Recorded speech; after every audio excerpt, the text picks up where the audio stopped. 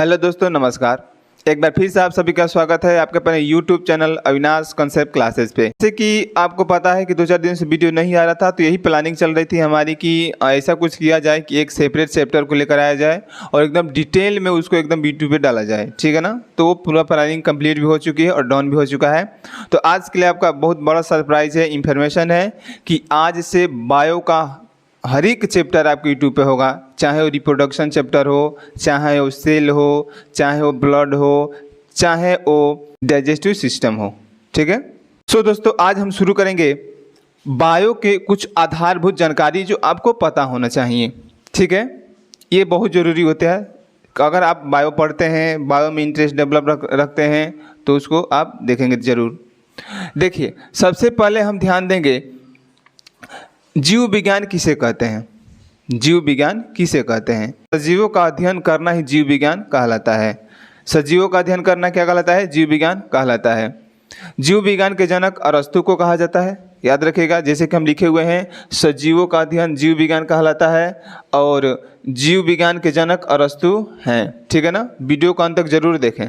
लिखे हैं, जीव विज्ञान की 2 शाखाएं होती हैं। जीव विज्ञान को मुख्यतः 2 भागों में बांटा गया है। ये पढ़ने के उद्देश्य से और कोई इसमें उद्देश्य नहीं है। जरूरी नहीं था बांटना, लेकिन फिर भी पढ़ने के ऐसी होच पोच ना हो जाए, यानी कि पेड़ पौधे एक ही में घुसा दो, जीव जंतु के बारे में एक ही में घुसा दो, पूरा दिमाग आउट ऑफ कवरेज हो जाएगा। इसलिए उसको पढ़ने के उद्देश्य से 2 भागों में बांट दिया गया है। पहला होता है जूलॉजी, दूसरा होता है बॉटनी। बहुत आसान है, बहुत आसान है, पढ़िए ध्यान से। एग्जाम में भर भर के क्वेश्चन आते हैं सर, बहुत, ठीक है ना।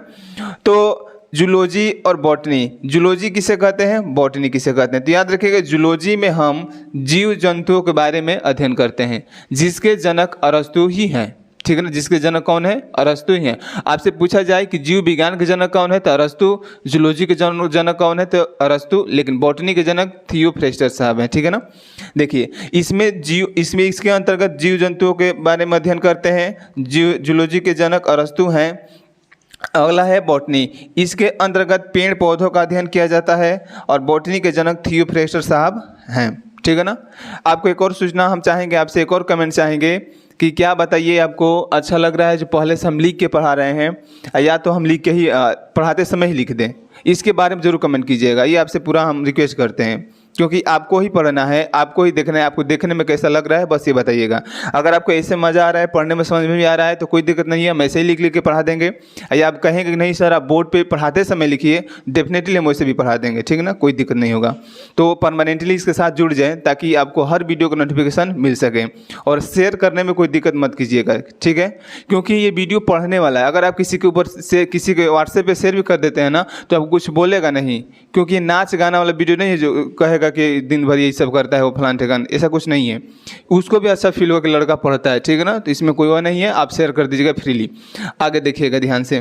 तो ये था कुछ आधारभूत जानकारी जो आपको जानकारी होनी चाहिए थी। अब जैसे कि चैप्टर हम शुरू करेंगे, ठीक है ना। तो सबसे पहला चैप्टर हमारा क्या होगा? कोशिका। हम पढ़ेंगे कोशिका के बारे में एकदम डिटेल, यानी कि कोशिका को हम चाहेंगे कि 2 या 3 वीडियो में ही लपेट दे, 20 या 30 मिनट का वीडियो बना करके, क्योंकि बहुत बड़ा चैप्टर है, अच्छे से पढ़ेंगे उसको, ठीक है ना। तो अब चलते हैं कोशिका के बारे में। उसके एकदम ऑनलाइन क्वेश्चन पे भी ध्यान देंगे हम लोग। एकदम कोशिका बना के आपको गोल्जी बॉडी, सेंट्रोसोम, आपको माइटोकॉन्ड्रिया, ER। फिलहाल आप वीडियो को लाइक कर दीजिए, चैनल को सब्सक्राइब करके परमानेंटली जुड़ जाइए।